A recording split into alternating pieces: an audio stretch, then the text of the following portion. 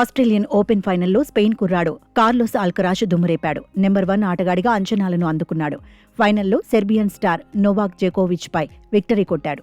కెరియర్లో 25వ grand slam అందుకోవాలన్న జోకోవిచ్ ఆశలపై నీళ్లు చల్లాడు.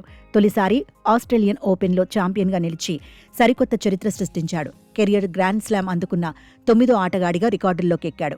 ఫైనల్లో భారీ అంచనాల మధ్య బరిలో దిగిన అల్కరాజ్కు తొలి సెట్లోనే షాక్ తగిలింది. అద్భుతమైన ఆట తీరుతో జోకోవిచ్ పైచేయి సాధించాడు. అయితే ఆ తర్వాత కార్లోస్ అల్కరాజ్ పుంజుకున్నాడు. పదునైన షాట్లతో రెచ్చిపాడు. రెండో సెట్లో విజయం సాధించాడు. 1-1తో ఫైనల్ను ఆసక్తికరంగా మార్చేశాడు. ఆ తర్వాత మూడో సెట్లోనూ అల్కరాజ్కు తిరుగు లేకుండా పోయింది. జోకోవిచ్పై దూకుడు కొనసాగించాడు. ఫైనల్లో 2-1తో లీడ్లోకి వెళ్లాడు. ఆ తర్వాత కీలకమైన 4వ సెట్ మాత్రం హోరాహోరీగా సాగింది. నువ్వా నేనా అన్నట్టుగా అల్కరాజ్ జోకోవిచ్ ఢీకొట్టారు. అయితే చివరకు అల్కరాజే విజయం సాధించాడు. 2-6, 6-2, 6-3, 7-5 తేడాతో స్పెయిన్ స్టార్ ఛాంపియన్గా నిలిచాడు. ఓపెన్ ఎరాలో చిన్న వయసులో కెరియర్ స్లామ్ అందుకున్న ఆటగాడిగా రికార్డుల్లోకి ఎక్కాడు. ఓవరాల్గా ఈ 22 సంవత్సరాల ఆటగాడు మెస్మరైజ్ చేశాడు. మెల్బోర్న్లో జోకోవిచ్ 2008లో తొలిసారి ఫైనల్ చేరాడు. అప్పుడు అల్కరాజ్ వయసు 4 సంవత్సరాలు మాత్రమే.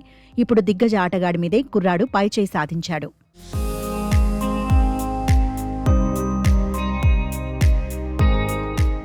కొంతకాలంగా కార్లోస్ అల్కరాజ్కు తిరుగు లేకుండా పోయింది. 2020లోనే గ్రాండ్ స్లామ్ వేట మొదలుపెట్టాడు.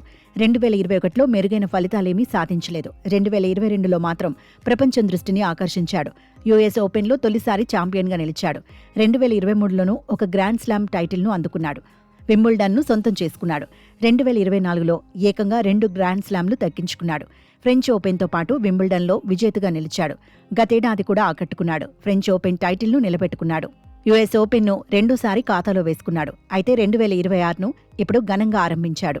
ఇప్పటి వరకు అందని ఆస్ట్రేలియన్ ఓపెన్ను సొంతం చేసుకున్నాడు. కెరియర్లో 7వ గ్రాండ్ స్లామ్ టైటిల్ను దక్కించుకున్నాడు. 2022లో అల్కరాజ్ తొలిసారి టాప్ ప్లేస్ను సాధించాడు. ఇప్పుడు కూడా అగ్రస్థానంలోనే ఉన్నాడు. టాప్ సీడ్గా బరిలో దిగి 4వ సీడ్ జోకోవిచ్పై విక్టరీ కొట్టాడు. అద్భుతమైన ఆట తీరుతో ప్రశంసలు అందుకుంటున్నాడు.